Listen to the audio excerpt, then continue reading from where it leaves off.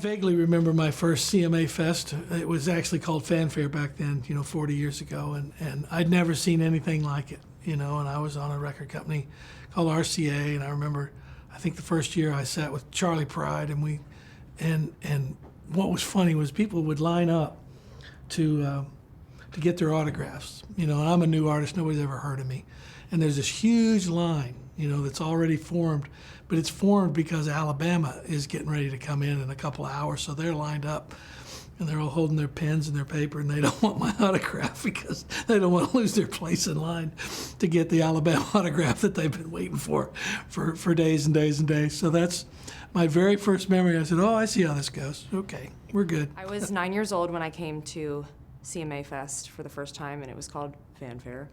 And I remember standing in line for the Wilkinsons and Lila McCann and Leanne Rimes and Shadazy and Sarah Evans and Joe DiMessina, and just being enamored with it because at that time I really wanted to be there one day. And it just was an experience that really, if I ever questioned, which I didn't, but if I ever questioned whether or not I wanted to be a singer, that ended right One there. of my favorite memories of CMA Fest is the first year I played. I hadn't been to CMA Fest before, so I got here and I said I was going to watch all the bands until I went on, and I'm sitting there waiting for the first band to come out. I don't know who it's going to be, and the first band comes out and it's Brooks and Dunn, and they open the show, and they just kill it. And then Reba comes out to sing with them, and then Reba starts her set right after they're finished. And I just remember thinking, they're opening the show? I mean, I got to follow these guys. I just thought, seeing that and knowing these superstars, how the fest is not an ego thing. People play where you tell them to play and they just go out and do their job. I just thought that was amazing. I was 14 years old when I came to CMA Fest for the very first time with my family. We loaded it up, we saved up our money for the whole year, and it felt like country music Christmas. I actually think our first year was 99. It was 99. Well, 99 at the fairgrounds. At the fairground. Yeah, 2002 on Riverfront. Yeah. That was, Yeah. yes, but we were at Fanfare. Fanfare, right. Over at the 99. track. There was one year. And we made little stickers that we printed ourselves that said coming in 2000. I remember that. I We were remember passing that. them out to everybody. And we didn't come in We 2000. didn't. It was like 2 years later.